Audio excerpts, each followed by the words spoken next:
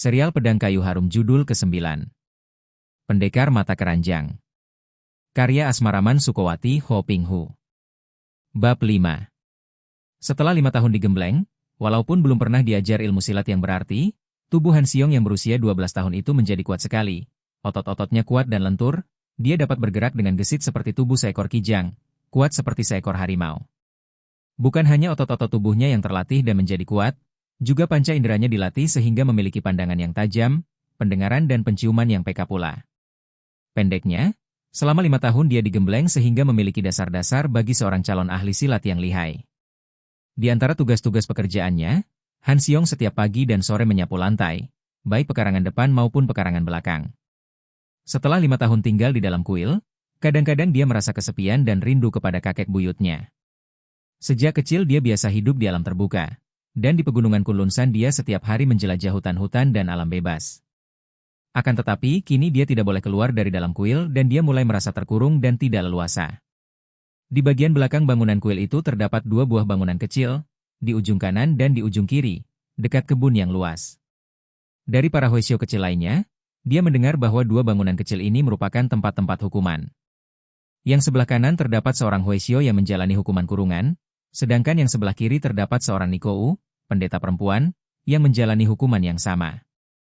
Setelah 5 tahun berada di situ, kini Han Xiong juga telah menjadi seorang calon Huisyo. Kepalanya sudah digundul dan dia mengenakan pakaian seperti Huisyo. Dia sudah pandai membaca kitab-kitab agama, pandai berliamkeng, berdoa, dan selain berlatih ilmu silat, kesukaannya adalah membaca kitab-kitab suci sampai jauh malam. Malam itu sunyi sekali. Semua Huisyo sudah tidur. Bahkan Huisyo yang membaca liamkeng dengan suara yang parau sudah berhenti dan suasananya menjadi semakin sunyi. Namun, seperti biasa, Han Xiong yang suka menyendiri itu belum memasuki kamarnya. Dia masih duduk melamun di sudut pekarangan belakang, di tepi kebun sambil menikmati langit yang amat indah, penuh dengan bintang-bintang cemerlang. Semenjak kecil di pegunungan Kunlunsan, Han Xiong suka sekali menerawang ke langit mengagumi kebesaran alam. Karena sudah menjadi kebiasaannya, maka dia banyak mengenal bintang-bintang di langit. Dari kakek buyutnya, dia banyak mendengar keterangan tentang perbintangan sehingga niatnya untuk mempelajari menjadi semakin besar. Setelah kini dia menjadi calon Huisyo di kuil Xiao Limsi dan memperdalam ilmu membaca kitab agama, dia menemukan kitab tentang perbintangan di perpustakaan. Dibacanya kitab itu dan kini dia dapat menikmati bintang-bintang di langit lebih tertarik karena dia sudah mulai mengenal peredaran dan pergerakan bintang-bintang itu. Tiba-tiba Han Xiong terkejut dan cepat dia menyelinap di belakang batang pohon di sebelah kirinya untuk bersembunyi. Dia melihat berkelebatnya orang yang meloncat turun dari luar pagar tembok kebun. Lalu ada bayangan kedua yang juga berkelebat cepat sekali. 2 bayangan itu bagaikan terbang saja lalu berlari menuju kedua pondok belakang di sudut kanan kiri kebun dan lenyap di situ. Han Xiong merasa jantungnya berdebar. Demikian cepatnya gerakan 2 orang itu sehingga dia tidak mampu melihat muka mereka dengan jelas. Selagi dia menduga-duga, tiba-tiba berkelebat bayangan ketiga dari luar. Bayangan ini berbeda dengan 2 bayangan terdahulu karena bayangan ini begitu meloncat turun, lalu celingukan seperti orang menyelidik. Ketika orang itu agak berdongak, mukanya tertimpa sinar bintang dan terkejutlah Han Xiong ketika dia mengenal muka itu sebagai muka seorang Huisyo tua yang bekerja sebagai tukang sapu di dalam kuil, seorang Huisyo tua yang tuli dan gagu. Dia ditemukan kelaparan dan hampir mati di pekarangan depan kuil, maka oleh Cheng Hok Huisyo lalu ditolong, dirawat dan diberi pekerjaan sebagai tukang sapu di situ. Setelah celingukan dan sepasang matanya seperti mencorong ditujukan ke arah kedua pondok di mana 2 bayangan pertama tadi menghilang, Huisyo tua ini pun meloncat dan menghilang di bagian belakang bangunan di mana terdapat kamar Huisyo tua tuli gagu itu. Han Xiong mengerutkan alisnya, berpikir dengan hati tegang.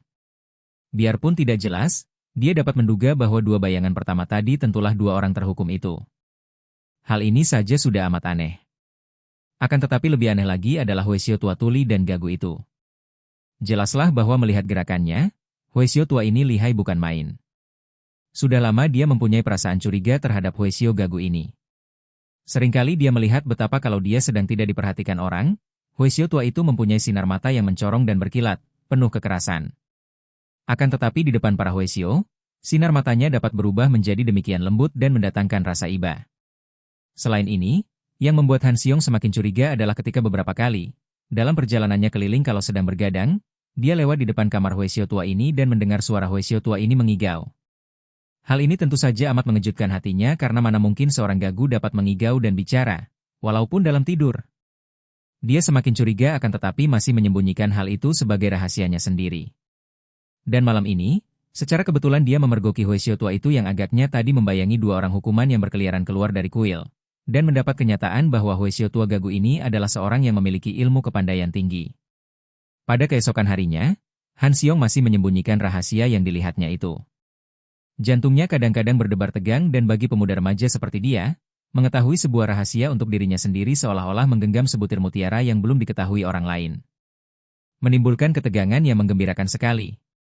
Selagi Han Xiong pada pagi hari itu menyapu lantai pekarangan dengan sinar mata berseri karena kegembiraan menyimpan rahasia semalam, tiba-tiba terdengar suara Cheng Hok Hoesio memanggilnya dari ruangan depan. Han Xiong, kesinilah sebentar. Han Xiong menyandarkan sapunya pada dinding lalu memasuki ruangan depan itu. Dia melihat suhunya duduk bersila di atas lantai bertilamkan kasur kecil dan Hoesio tua itu memandang kepadanya dengan sinar mata tajam penuh selidik. Hal ini mengherankan hati Han Xiong karena belum pernah gurunya bersikap seperti itu.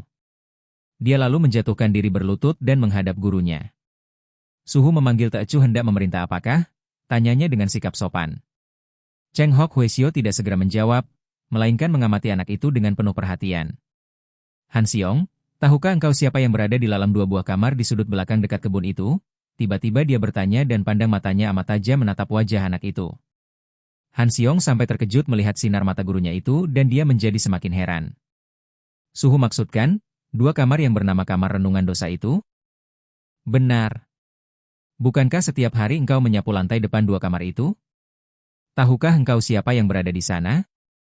Dengan pandang mata yang polos Han Xiong menjawab sejujurnya. Teochu pernah mendengar penuturan beberapa orang Suheng bahwa di kamar sebelah barat terdapat seorang Hoesio tua yang bertapa dan menjalani hukuman, sedangkan di kamar sebelah timur terdapat seorang Niko tua. Hanya itulah yang pernah Teochu dengar dari pembicaraan para Suheng. Apa yang engkau dengar itu memang benar. Pernahkah engkau bertemu atau melihat mereka atau seorang di antara mereka berdua itu? Kembali sepasang mata Cheng Hok Hoesio menatap tajam penuh selidik. Han Xiong sejenak tertegun. Semalam dia melihat dua bayangan orang yang lenyap di dalam kedua kamar itu, akan tetapi dia tidak melihat wajah kedua orang itu dan dia pun tidak berani merasa yakin bahwa dua bayangan orang itu adalah si Hoesio dan si Niko yang dibicarakan. Maka ia lalu menggeleng kepala. Teochu belum pernah bertemu dengan mereka, Suhu.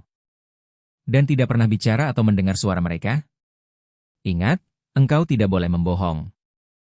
Suhu, bagaimana Teochu berani membohong kepada Suhu atau kepada siapapun juga? Teochu tahu bahwa membohong adalah sebuah dosa. Tidak, Suhu, Teochu tidak membohong kepada Suhu. Baiklah, Pinceng percaya kepadamu. Akan tetapi sekarang engkau pergilah kepada kedua orang itu, ketuk pintu kamar mereka dan sampaikan bahwa Pinceng memanggil mereka agar sekarang juga menghadap ke sini. Han Xiong terkejut dan juga hatinya merasa tegang. Tentu saja dia merasa gembira bahwa dia yang diserahi tugas ini karena memang sudah lama ingin sekali melihat kedua orang hukuman itu. Diam-diam dia merasa kasihan sekali karena menurut percakapan para Hoesio kecil di kuil itu, kedua orang hukuman itu kabarnya sudah menjalani hukuman selama 10 tahun lebih dan masih harus meringkuk di situ selama 10 tahun lagi karena mereka masing-masing dihukum 20 tahun. Tak seorang pun Hoesio kecil di situ tahu apa yang menjadi kesalahan kedua orang itu maka dihukum selama 20 tahun. Bau baik, Suhu. Katanya agak gagap saking tegang hatinya dan cepat dia lalu bangkit dan berlari menuju ke belakang. Pertama-tama Han Xiong menuju ke rumah pondok satu kamar yang menjadi kamar hukuman dengan nama kamar renungan dosa itu, yang sebelah barat. Jantungnya berdebar penuh ketegangan, karena bukanlah selama bertahun-tahun dia menganggap kamar ini penuh rahasia, merupakan tempat larangan untuk dikunjungi. Dia hanya boleh menyapu lantai pekarangannya saja, sama sekali tidak boleh mendekati pintu, apalagi menyentuhnya. Dan kini dia harus mengetuk pintu itu, dan bicara dengan penghuninya yang selama ini menjadi tokoh penuh rahasia. Tok tok tok. 3 kali Han Xiong mengetuk daun pintu yang ternyata terbuat dari papan yang tebal itu. Dia menanti sambil memasang telinga mendengarkan suara yang keluar dari dalam. Namun tidak ada jawaban. Hei, Sute, apa yang kau lakukan itu? Tiba-tiba terdengar bentakan seorang Hoesio muda karena dia terkejut bukan main melihat betapa Hoesio kecil satu itu berani mengetuk daun pintu kamar larangan itu. SSSTTT, Suheng, aku diperintah Suhu untuk mengetuk pintu ini dan memanggil penghuninya agar menghadap Suhu. Mendengar jawaban ini, Hoesio itu nampak terkejut, lalu mengangguk-angguk dan pergi dari situ karena dia tidak berani mencampuri sutenya yang sedang melaksanakan tugas penting itu. Tok tok tok. Siapa di luar yang mengetuk pintu? Tiba-tiba terdengar pertanyaan dari dalam, suaranya lembut namun nyaring dan mengejutkan Han Xiong walaupun tadinya dia mengharapkan memperoleh jawaban. Aku, Tachu, diutus oleh Suhu Cheng Hok Weisio untuk mengundang Lo Suhu agar suka datang menghadap Lo Suhu. Hening sejenak, lalu suara itu bertanya lagi. Siapa namamu? Tachu. Han Xiong. Jawabnya tanpa berani menyebutkan Shi, nama keluarga, yang oleh kakek buyutnya telah dipesan agar dia tidak memperkenalkan Shi-nya kepada siapapun juga. Engkau anak yang suka menyapu di pekarangan luar pondok ini? Kembali suara itu terdengar. Tentu saja Han Xiong merasa heran. Orang ini tidak pernah keluar, bagaimana bisa tahu bahwa dia suka menyapu pekarangan di luar rumah itu? Benar, Lo Suhu. Daun pintu berderit dan Han Xiong melangkah mundur. Ketika daun pintu terbuka, muncullah seorang laki-laki dan Han Xiong memandang dengan mata terbelalak, tertegun karena kagum dan heran. Sama sekali tidak seperti yang diduganya. Tadinya dia membayangkan bahwa Huesio tua yang dihukum itu tentulah seorang Huesio yang sudah tua, pucat dan kurus kering, karena Huesio itu tidak pernah tersentuh sinar matahari. Makan pun hanya dari makanan yang diantar khusus oleh Huesio tua di dapur. Akan tetapi ternyata yang muncul ini adalah seorang laki-laki yang rambutnya panjang aut-autan biarpun jubahnya masih jubah Huesio. Agaknya karena lama tidak bercukur, maka rambut telah tumbuh dengan subur di kepalanya yang tadinya gundul. Mukanya sebagian tertutup kumis dan jenggot, akan tetapi dapat dilihat bahwa muka itu amat tampan, gagah dan tidak terlalu tua. Sekitar 30 tahun lebih. Sinar matanya mencorong akan tetapi penuh kelembutan dan kegagahan dan biarpun pakaiannya pakaian Huesio yang lusuh, namun tidak menyembunyikan tubuhnya yang tegap. Anehnya, lengan kiri pria itu buntung sebatas siku sehingga lengan bajunya tergantung lemas dan kosong. Makin iba rasa hati Han Xiong melihat bahwa orang yang terhukum ini adalah seorang penderita cacat. Sejenak keduanya saling pandang dan pria itu tersenyum melihat keheranan membayang di mata anak itu. Kau masih muda dan bukan Huesio. Anak baik, ketika memasuki kamar ini, aku adalah seorang Huesio. Dia meraba kepalanya yang penuh dengan rambut yang subur, lalu tersenyum. Sekarang bukan lagi. Ingin sekali Han Xiong bertanya mengapa pria itu dihukum, akan tetapi tentu saja dia tidak berani karena hal itu dianggapnya tidak sopan. Akan tetapi hatinya telah demikian tertarik kepada pria ini, kagum dan juga kasihan. Teringatlah dia akan Huesio tua gagu yang menjadi tukang sapu itu, yang semalam dia lihat seperti membayangi dua bayangan orang terdahulu. Jangan-jangan Huesio tua gagu itu mempunyai niat buruk, pikirnya.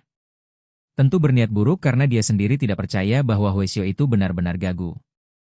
Dan orang yang pura-pura gagu, tentu mengandung niat tidak baik. Lo Suhu, Paman, aku mempunyai berita yang menarik sekali untuk Paman. Han Xiong celingukan ke kanan kiri dan melihat bahwa di situ tidak ada orang lain. Dia lalu melanjutkan sambil berbisik. Semalam, dengan tidak sengaja aku melihat dua bayangan orang berloncatan masuk dari luar pagar tembok, akan tetapi tidak lama kemudian muncul pula seorang lain yang agaknya membayangi dua orang terdahulu. Pria itu mengerutkan alisnya yang tebal. Siapakah orang terakhir itu? Kembali Han Xiong celingukan. Dia adalah Huesio tua gagu tukang sapu di sini, akan tetapi aku curiga kepadanya, Paman. Dia itu mengaku gagu, baru setahun ditolong karena kedapatan kelaparan, dijadikan tukang sapu di sini, akan tetapi sudah beberapa kali aku mendengar dia mengigau dan bicara dalam tidurnya. Pria itu semakin tertarik. Anak baik, coba ceritakan bagaimana bentuk wajah dan tubuh orang yang mengaku gagu itu. Usianya sekitar 50 tahun, mukanya panjang meruncing ke depan seperti muka kuda, mulutnya lebar dengan gigi atas menjorok ke depan dan menonjol keluar, dua matanya sipit dan kedua telinganya lebar. Tubuhnya tinggi kurus dan kedua kakinya timpang. Pria itu kembali mengerutkan alisnya dan mengangguk-angguk. Anak baik, keteranganmu ini amat penting sekali. Apakah engkau juga diutus untuk memanggil penghuni di kamar timur? Han Xiong mengangguk. Kalau begitu, pergilah kau ke sana, Han Xiong. Selain menyampaikan panggilan ketua, juga kau ceritakan apa yang kau lihat semalam kepadanya. Hal ini penting sekali untuk diketahuinya. Girang rasa hati Han Xiong. Pria yang menimbulkan perasaan kagum di hatinya ini percaya kepadanya. Baik, Paman. Dan dia pun berlari menuju ke pondok terpencil di ujung timur itu. Ketika dia mengetuk beberapa kali, dia pun mendengar suara wanita dari dalam. Siapa yang mengetuk pintu? Suara itu demikian halus dan merdu, juga seperti suara pria tadi, mengandung penuh kesabaran sehingga menyenangkan hati Han Xiong. Saya Han Xiong, diutus oleh Suhu Cheng Hokwesio untuk mengundang Lo Cianpue menghadap Suhu sekarang juga. Hening sejenak, lalu suara halus itu bertanya, engkau anak yang biasa menyapu pekarangan depan pondok ini? Kembali Han Xiong terkejut dan sebelum dia menjawab, daun pintu terbuka dan untuk kedua kalinya dia tertegun. Wanita yang nampak setelah daun pintu dibuka itu sama sekali jauh daripada perkiraan yang dibayangkannya. Bukan seorang niko tua, melainkan seorang wanita yang amat cantik dan perkasa. Seperti juga pria tadi, wanita ini usianya sekitar 30-an dan pakaiannya juga seperti pakaian seorang pendeta. Dari keadaan ini Han Xiong dapat menduga bahwa agaknya wanita ini pun dahulunya seorang niko yang gundul kepalanya, akan tetapi rambutnya tumbuh dengan subur selama bertahun-tahun dalam tahanan. Dia merasa kagum bukan main, akan tetapi juga kasihan. Dua orang itu ternyata masih muda, dan mereka tentu lebih muda lagi ketika pertama kali masuk ke kamar hukuman itu. Mengapa? Apa kesalahan mereka? Seperti yang dipesankan oleh pria di kamar sebelah barat tadi, Han Xiong lalu menceritakan tentang apa yang dilihatnya semalam. Wanita itu nampak lebih terkejut lagi. Jahanam itu berani memata-matai kami. Demikian ia menggumam akan tetapi agaknya ia dapat menguasai kemarahannya dan berkata, Han Xiong, sampaikan kepada ketua kuil bahwa sebentar lagi aku datang menghadap. Baik. Bibi, kata Han Xiong. Wanita itu tersenyum, manis sekali, mendengar betapa anak itu sudah cepat merubah sebutan setelah melihatnya. Tadi menyebut Lo Cianpue, sebutan menghormat dari kaum muda kepada kaum tua yang dianggap gagah perkasa dan memiliki kepandaian tinggi, akan tetapi kini menyebut bibi saja. Dan agaknya ia lebih senang dengan sebutan ini. Han Xiong lalu berlari ke ruangan depan di mana Cheng Hokwesio masih duduk bersila. Dia menjatuhkan diri berlutut di depan kakek Hwesio itu. Suhu, Tacu sudah menyampaikan undangan Suhu kepada kedua orang paman dan bibi yang berada di dalam kamar renungan dosa itu. Bagus, dan kau boleh pergi melanjutkan pekerjaanmu, kata ketua kuil itu sambil memandang keluar. Han Xiong bangkit berdiri dan keluar dari ruangan itu. Dia melihat apa yang dipandang oleh gurunya, yaitu pria dan wanita yang ditemuinya tadi. Mereka berjalan perlahan, berdampingan, dengan tenang. Han Xiong mengambil sapunya lagi dan menyapu lantai, melanjutkan pekerjaannya. Ketika pria dan wanita itu lewat di depannya, mereka berhenti melangkah dan tersenyum kepadanya. Han Xiong membalas senyum mereka dan melanjutkan pekerjaannya ketika mereka meninggalkannya untuk memasuki ruangan depan di mana Cheng Hokwesio sudah menanti. Girang rasa hati Han Xiong. Pria yang menimbulkan perasaan kagum di hatinya ini percaya kepadanya. Baik, paman. Dan dia pun berlari menuju ke pondok terpencil di ujung timur itu. Ketika dia mengetuk beberapa kali, dia pun mendengar suara wanita dari dalam. Siapa yang mengetuk pintu? Suara itu demikian halus dan merdu, juga seperti suara pria tadi, mengandung penuh kesabaran sehingga menyenangkan hati Han Xiong. Saya Han Xiong, diutus oleh Suhu Cheng Hokwesio untuk mengundang Lo Cianpue menghadap Suhu sekarang juga. Hening sejenak, lalu suara halus itu bertanya, engkau anak yang biasa menyapu pekarangan depan pondok ini? Kembali Han Xiong terkejut dan sebelum dia menjawab, daun pintu terbuka dan untuk kedua kalinya dia tertegun. Wanita yang nampak setelah daun pintu dibuka itu sama sekali jauh daripada perkiraan yang dibayangkannya. Bukan seorang niko tua, melainkan seorang wanita yang amat cantik dan perkasa. Seperti juga pria tadi, wanita ini usianya sekitar 30-an dan pakaiannya juga seperti pakaian seorang pendeta. Dari keadaan ini Han Xiong dapat menduga bahwa agaknya wanita ini pun dahulunya seorang niko yang gundul kepalanya, akan tetapi rambutnya tumbuh dengan subur selama bertahun-tahun dalam tahanan. Dia merasa kagum bukan main, akan tetapi juga kasihan. Dua orang itu ternyata masih muda, dan mereka tentu lebih muda lagi ketika pertama kali masuk ke kamar hukuman itu. Mengapa? Apa kesalahan mereka? Seperti yang dipesankan oleh pria di kamar sebelah barat tadi, Han Xiong lalu menceritakan tentang apa yang dilihatnya semalam. Wanita itu nampak lebih terkejut lagi. Jahanam itu berani memata-matai kami. Demikian ia menggumam akan tetapi agaknya ia dapat menguasai kemarahannya dan berkata, Han Xiong, sampaikan kepada ketua kuil bahwa sebentar lagi aku datang menghadap. Baik. Bibi, kata Han Xiong. Wanita itu tersenyum, manis sekali, mendengar betapa anak itu sudah cepat merubah sebutan setelah melihatnya. Tadi menyebut Lo Cianpue, sebutan menghormat dari kaum muda kepada kaum tua yang dianggap gagah perkasa dan memiliki kepandaian tinggi, akan tetapi kini menyebut bibi saja.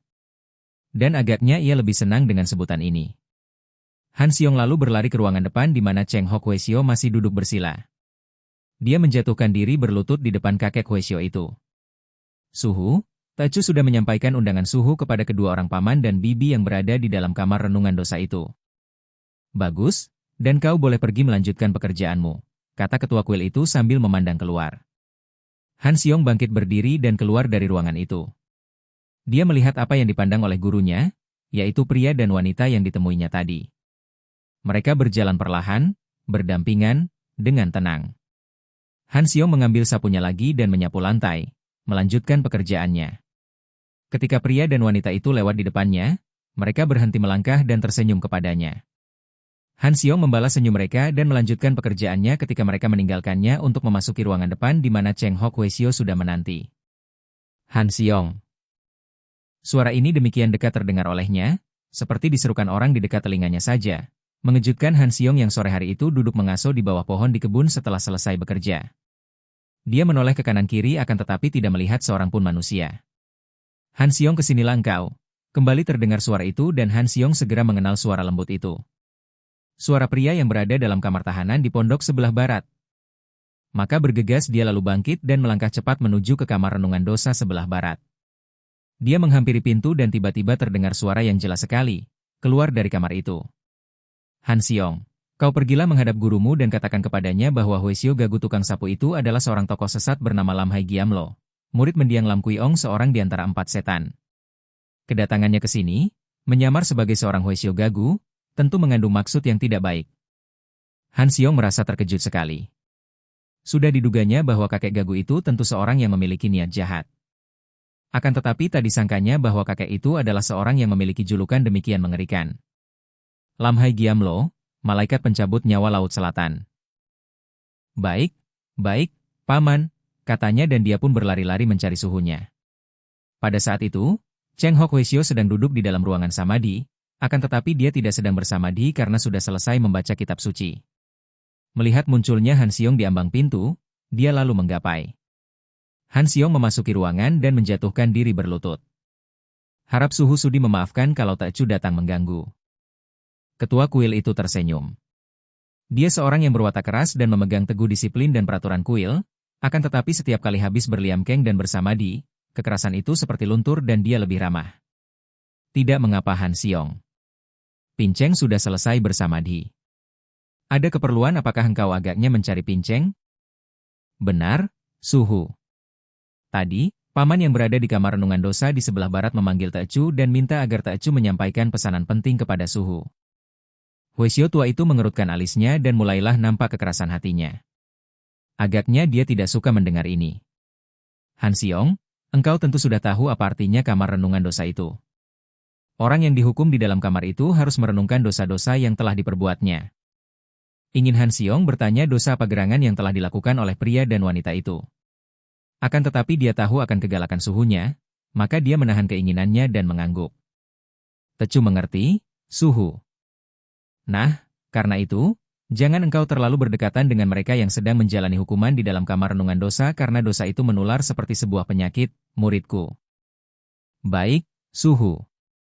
Nah, sekarang pesan penting apakah yang harus kau sampaikan kepada Pinceng? Begini, Suhu. Han Xiong memandang ke kanan kiri, takut kalau kakek tukang sapu itu berada di dekat situ. Mendengar bahwa kakek itu seorang penjahat besar, seorang tokoh sesat, dia sudah merasa ngeri. Paman di sana itu mengatakan bahwa Huesio tua tukang sapu yang gagu itu sebenarnya adalah seorang tokoh sesat yang amat jahat berjuluk Lam Hai Giamlo, murid dari mendiang Lam Kui Ong, seorang di antara 4 setan. Plak!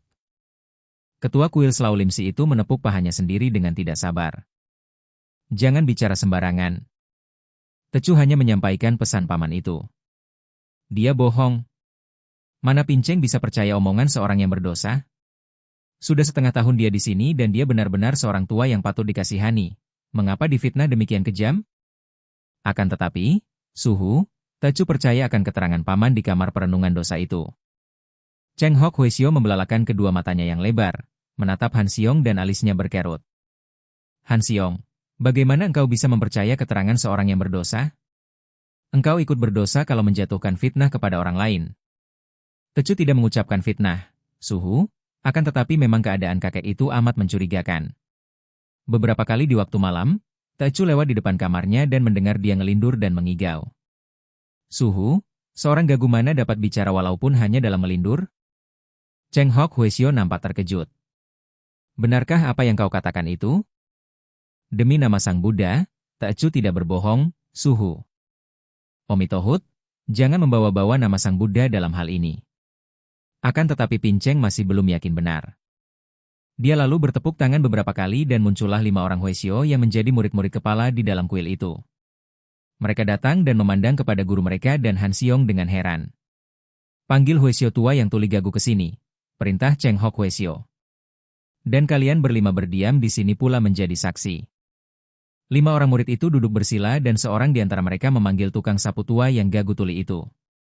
Tak lama kemudian, seorang kakek Huesio yang wajahnya menyeramkan, mirip seekor kuda, dengan mata sipit dan telinga lebar, masuk bersama Huesio murid kepala itu dengan terpincang-pincang. Memang jelas Huesio tua ini tidak kelihatan sebagai seorang jahat, apalagi yang berkepandaian tinggi. Dia lebih pantas menjadi seorang Huesio cacat yang lemah dan patut dikasihani. Huesio tua itu lalu memberi hormat dan duduk bersila pula, memandang kepada ketua kuil dengan sikap bodoh. 5 orang murid kepala pun memandang guru mereka, karena mereka belum tahu apa maksud guru mereka memanggil mereka dan memanggil pula Huesio gagu itu. Pinceng mendengar bahwa Aikau Huesio, gagu, ini dapat bicara. Oleh karena itu Pinceng ingin menguji apakah berita itu benar ataukah tidak. Kata Cheng Hok Huesio dan mendengar ucapan ini, 5 orang murid itu terkejut dan memandang kepada si gagu yang kelihatan tenang-tenang saja karena agaknya dia tidak mendengar dan tidak mengerti apa yang dibicarakan. Akan tetapi di dalam hatinya, Han Xiong merasa menyesal. Dia menganggap bahwa keterus-terangan suhunya itu merupakan kebodohan. Kalau betul persangkaannya bahwa si gagu ini tidak gagu dan betul pula keterangan orang hukuman itu bahwa kakek yang pura-pura gagu ini seorang tokoh sesat yang lihai, bukankah ucapan suhunya itu sama saja dengan membuka rahasia sehingga kakek itu dapat menjadi berhati-hati dan dapat menjaga diri sebelumnya? Cheng Hok Huesio lalu menggapai dan memberi isyarat agar si gagu mendekat. Si gagu menggeser duduknya, menghadap semakin dekat dari gan pandang mata bodoh. Lalu Cheng Hok Huesio menggunakan bahasa isyarat dengan tangan, bertanya apakah si gagu dapat bicara. Huesio tua yang gagu ini menggeleng kepala keras-keras, mengeluarkan suara memberi isyarat dengan tangan bahwa mulutnya tidak dapat bicara dan telinganya tidak dapat mendengar. Sampai beberapa kali Cheng Hok Huesio mendesaknya, dibantu oleh 5 orang muridnya, namun tukang sapu gagu itu tetap menggelengkan kepala keras-keras, menyangkal bahwa dia dapat bicara atau mendengar. Omitohut. Semoga Sang Buddha memaafkan Pinceng kalau memang dia ini benar-benar gagu dan tuli. Memang sukar membuktikan bahwa dia ini benar gagu atau tidak. Akan tetapi Pinceng ada akal untuk membuktikan apakah dia benar-benar tuli ataukah tidak. Kalian berlima harus menutup telinga, dengan rapat dan mengerahkan sinkang melindungi pendengaran kalian. Dan engkau, Han Xiong, keluarlah dan pergi jauh dari ruangan ini. Dan kalau masih ada suara getaran menyerangmu, cepat tutup kedua telingamu dengan tangan. Beritahu kepada para suhengmu agar melakukan hal yang sama. 5 orang murid kepala itu mengerti apa yang akan dilakukan oleh Cheng Hok Huesio, maka mereka pun cepat menggunakan kedua telapak tangan menutupi telinga, dan mengerahkan tenaga sinkang mereka. Sementara itu, Han Xiong juga sudah pergi keluar. Cheng Hok Huesio lalu mengerahkan sinkang dan tak lama kemudian keluarlah suara melengking tinggi dari dalam dada kakek ketua kuil Xiao Lim Si ini. Suara itu makin lama semakin tinggi, menggetarkan dan 5 orang murid kepala yang sudah memiliki ilmu kepandaian tinggi itu pun terpaksa harus memejamkan mata dan mengerahkan sinkang sekuatnya untuk melindungi telinga dan jantung mereka. Han Xiong yang sudah berada di kebun, biarpun sudah menutupi kedua telinga dengan tangan, masih merasakan getaran hebat. Akan tetapi, kakek gagu tuli itu hanya duduk bersila diam saja, menundukkan muka dan sama sekali tidak terpengaruh oleh suara yang mengandung tenaga hikang amat kuatnya itu. Dari sikap ini saja tahulah ketua kuil itu bahwa kakek tukang sapu yang berada di depannya memang benar-benar tuli. Hanya orang tuli yang akan mampu duduk diam tak terpengaruh sama sekali oleh lengkingannya. Maka dia pun menghentikan ujian itu dan 5 orang murid kepala kini baru berani membuka mata. Ternyata Aikau Huesio ini benar gagu dan tuli. Apa yang Pinceng dengar hanyalah berita bohong belaka. Sudahlah, ajak dia keluar lagi agar dia bekerja seperti biasa. Akan tetapi amat-amati gerak-geriknya. Pesannya kepada para murid. Mereka semua keluar dan memberi isyarat kepada Huesio gagu itu untuk keluar pula. Setelah Huesio gagu itu keluar, Cheng Hok Huesio lalu memanggil Han Xiong lagi ke dalam ruangan itu. Han Xiong, mulai sekarang engkau tidak perlu mendengarkan fitnah yang diucapkan oleh 2 orang hukuman itu. Kau melihat sendiri, Huesio tukang sapu itu memang tuli dan gagu. Pinceng yakin akan hal ini, karena kalau tidak tuli, tentu dia tadi sudah roboh pingsan. Nah, sekarang terbukti bahwa dua orang hukuman itu sama sekali tidak boleh dipercaya. Dasar orang-orang berdosa, mana mungkin ucapan mereka dapat dipercaya? Han Xiong diam saja, hanya menundukkan mukanya dan tidak menjawab, melainkan mengangguk-angguk saja. Kemudian dia pun keluar dan melanjutkan pekerjaannya. Hatinya merasa penasaran sekali. Benarkah dua orang itu membohong? Akan tetapi, melihat wajah mereka yang menimbulkan rasa suka dan iba di dalam hatinya, Han Xiong tidak percaya bahwa mereka itu tukang fitnah dan pembohong yang jahat. Sebaliknya, tentu kakek gagu itu yang pandai membohong dan bersandiwara. Dan, melihat betapa gerakannya amat cepat ketika malam itu dia melihatnya membayangi dua orang yang berkelebat lenyap di dalam pondok hukuman, bukan tidak mungkin si gagu yang palsu itu mampu pula bertahan terhadap ujian suara melengking ketua kuil. Karena merasa penasaran sekali, Han Xiong malam itu tidak tidur melainkan keluar dari tempat tidur dan kamarnya, dan bersembunyi tak jauh dari kamar Huesio gagu yang berada di samping kanan bangunan, di kamar yang sunyi menyendiri karena dia belum diterima sebagai anggota kuil, melainkan seorang pembantu. Baru setelah lewat tengah malam, kesabaran Han Xiong mendapatkan hasil. Dia mula-mula mendengar suara mendengkur dari dalam kamar itu. Tahu bahwa penghuninya sudah tidur nyenyak, diam-diam dia lalu menyelinap dan berindap-indap mendekati kamar itu. Tak lama kemudian barulah dia mendengar suara orang mengigau, suaranya parau, pecah seperti ringkih kuda. Akan tetapi jelas bahwa igauan itu mengandung kata-kata. Han Xiong cepat meninggalkan tempat itu dan berlari menuju ke kamar suhunya. Hatinya lega melihat Huesio itu masih belum tidur, masih duduk bersila sambil membaca kitab agama. Suhu, suhu, katanya dengan napas agak memburu dan suara berbisik. Cheng Hok Huesio mengerutkan alisnya, merasa terganggu dengan kemunculan Han Xiong. Ada apa lagi engkau sekali ini? Tanyanya tidak sabar. Suhu. Si gagu itu mengigau lagi. Han Xiong.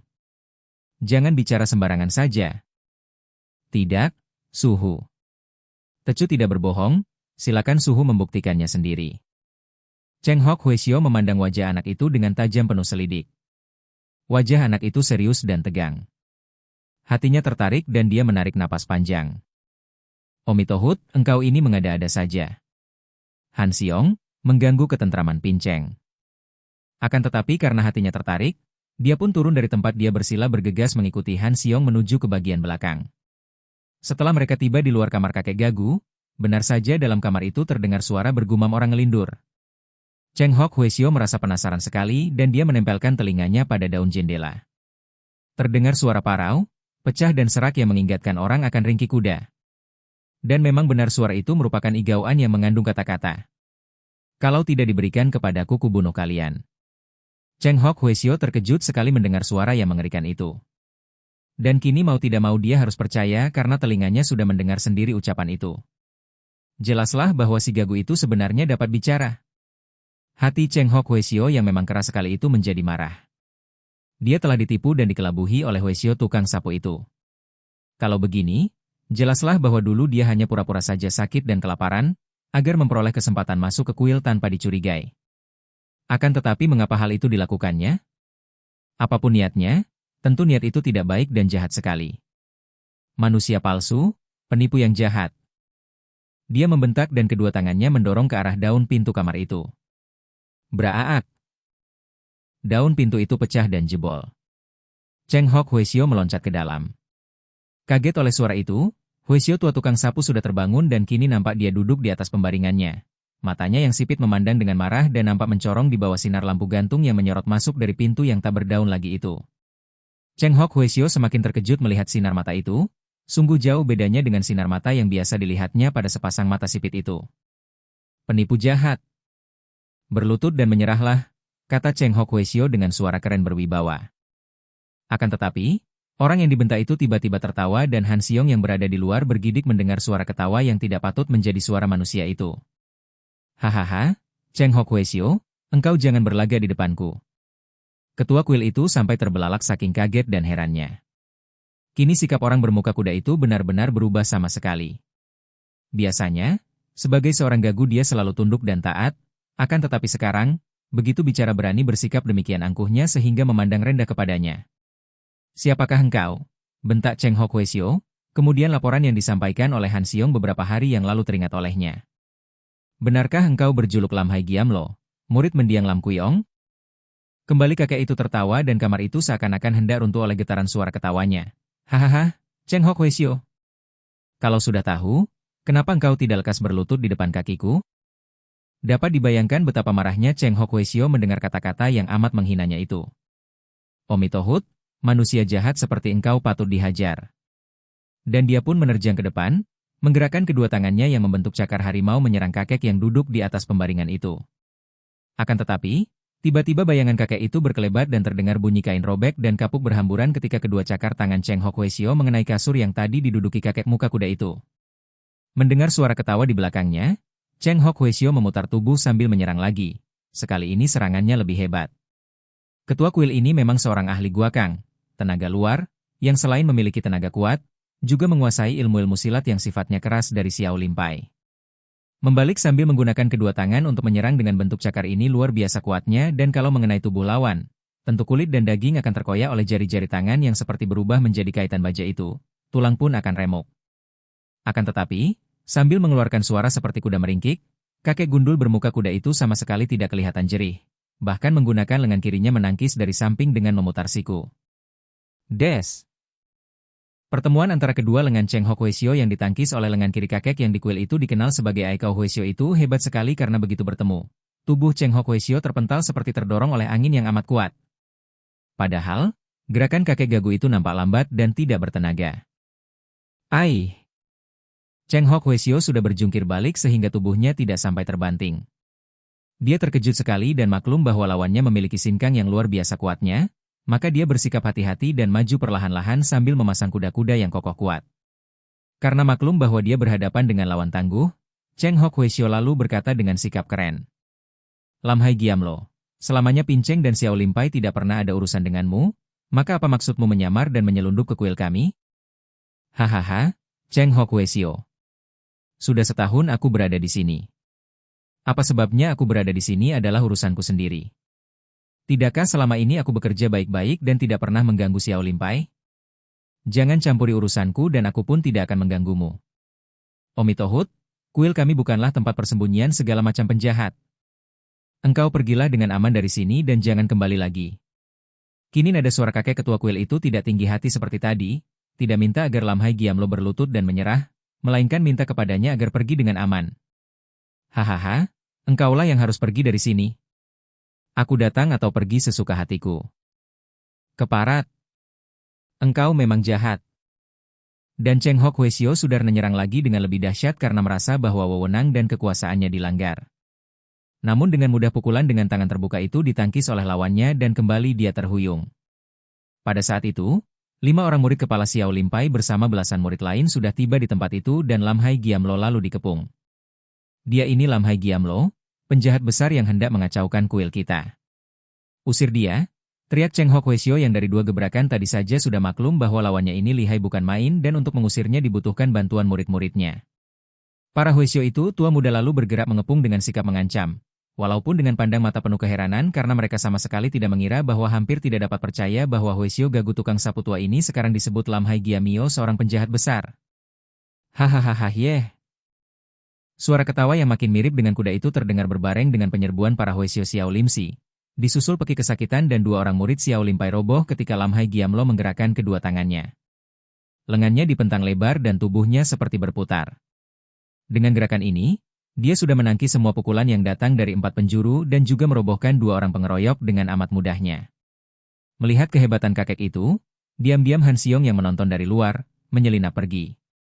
Tak lama kemudian dia sudah mengetuk daun pintu kamar renungan dosa di mana ditahan laki-laki berlengan buntung itu. Paman! Paman! Bukalah pintu! Teriaknya, lupa akan larangan ketua kuil bahwa dia tidak boleh berhubungan dengan orang hukuman itu. Anak baik, apakah yang terjadi? Terdengar suara pria itu dan daun pintu pun terbuka. Paman, terjadi keributan. Kakek gagu palsu itu kini mengamuk, dikeroyok para suheng dan suhu. Tapi, agaknya dia lihai sekali. Ah! Sudah kuduga akan begini jadinya. Laki-laki itu berkelebat dan Han Xiong terbelalak karena orang itu tahu-tahu sudah lenyap dari depan matanya. Dia menjadi bingung, tidak tahu kemana perginya pria itu, maka dia pun cepat lari ke kamar renungan dosa yang kedua, dengan maksud mengabarkan kepada wanita cantik yang berada di sana. Akan tetapi, Ketika dia tiba di depan kamar itu, daun pintu kamar itu sudah terbuka dan tiba-tiba berkelebat bayangan dua orang keluar dari kamar itu.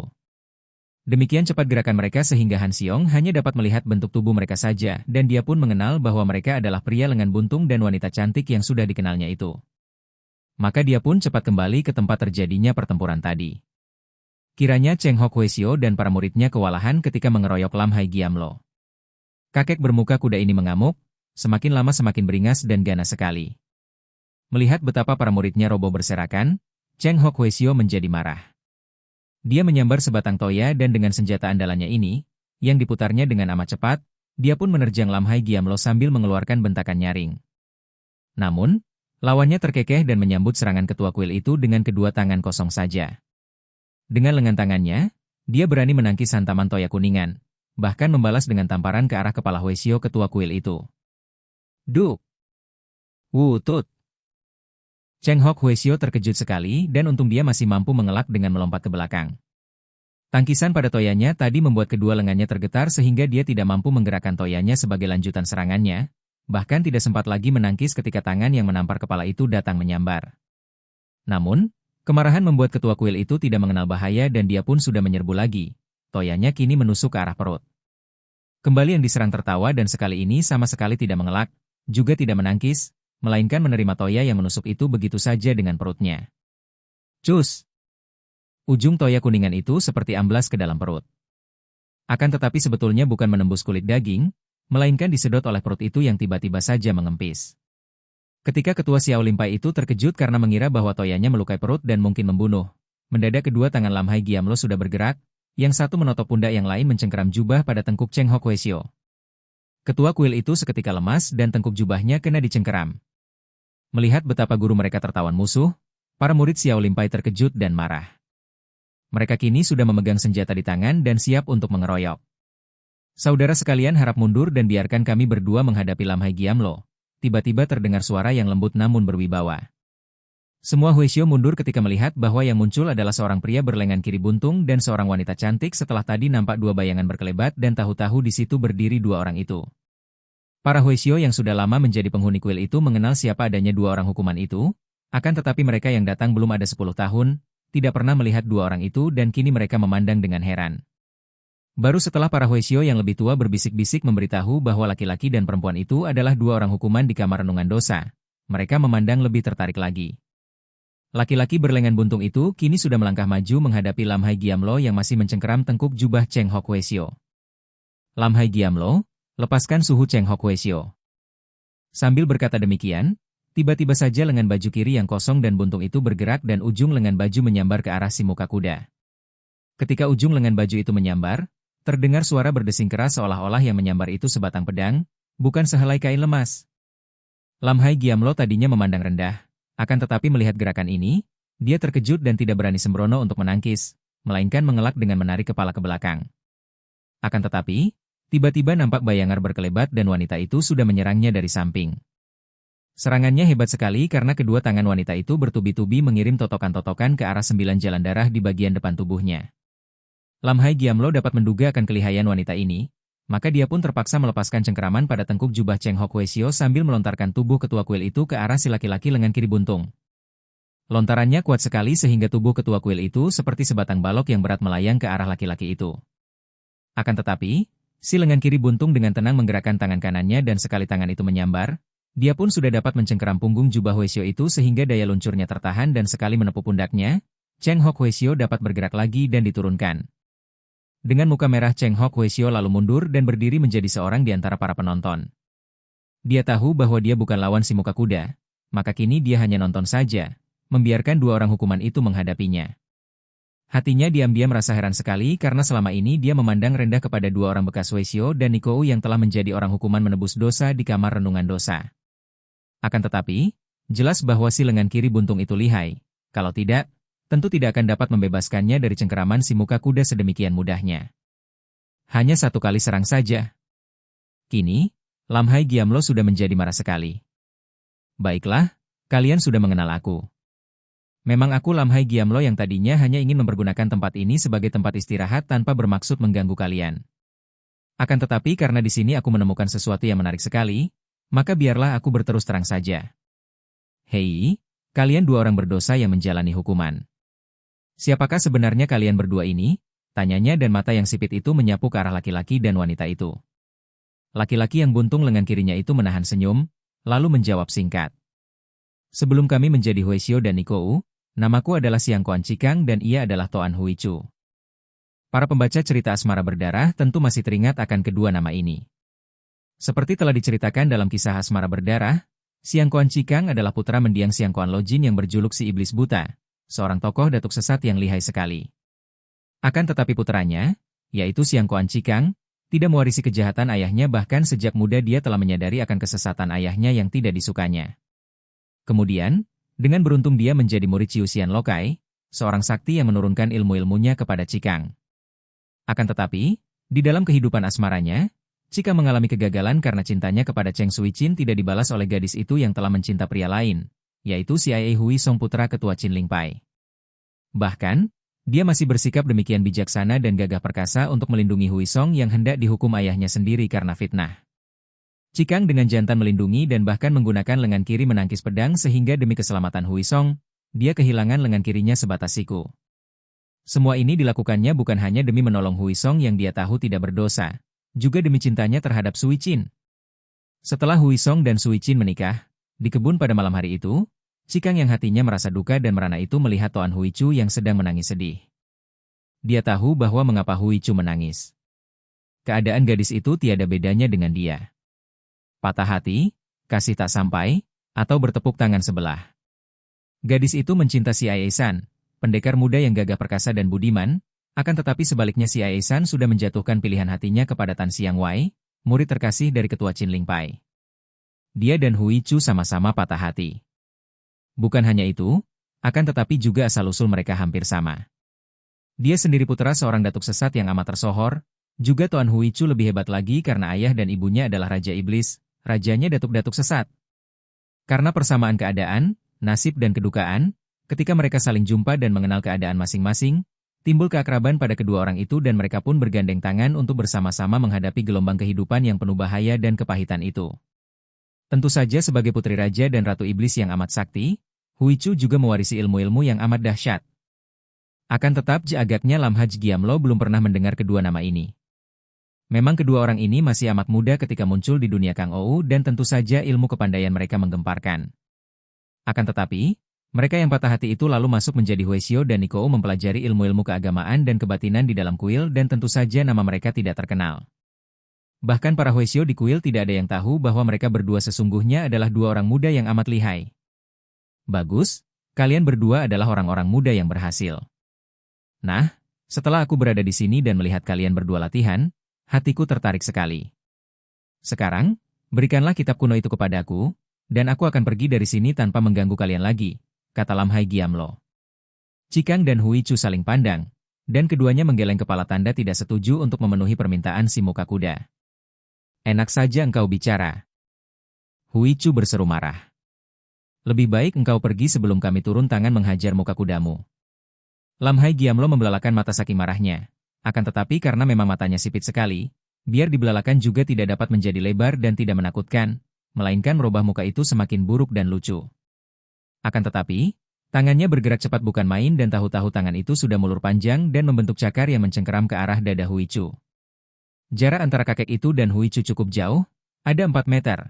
Akan tetapi tangan itu dapat terulur dan tentu dada wanita itu akan kena dicengkeramnya kalau saja Huichu tidak cepat menangkis dengan sinar putih. Sinar putih itu mengeluarkan bunyi mencuit nyaring dan ternyata itu adalah ujung sabuk sutra putih yang telah dilolos dari pinggangnya. Ujung sabuk sutra putih yang berubah menjadi sinar dan berkelebat mengeluarkan suara mencicit nyaring itu, bukan menangkis lengan, melainkan menyambut lengan yang mencengkeram ke arah dadanya itu dengan totokan mengarah jalan darah di pergelangan tangan. Totokan ini berbahaya sekali dan tentu akan lebih dulu mengenai jalan darah di pergelangan tangan sebelum jari-jari tangan itu sempat mencengkeram dadanya. Si muka kuda berseru dan tangannya yang tadi mulur itu, seperti karet yang diulur dan dilepas, cepat sekali sudah kembali menjadi normal sehingga totokan sabuk sutra itu pun luput. Hehehe, baiklah. Hari ini aku akan membunuh kalian berdua, kemudian membakar kuil ini dan merampas semua kitab yang ada. Berkata demikian, Lam Hai Giamlo lalu menggerakkan tubuhnya yang segera berpusing dengan cepat. Tubuh itu kini hanya nampak bayangan yang berpusing dengan amat cepatnya dan dari pusingan itu kadang-kadang menyambar keluar dua buah lengan yang dapat mulur dan melakukan serangan-serangan dahsyat ke arah Cikang dan Huichu.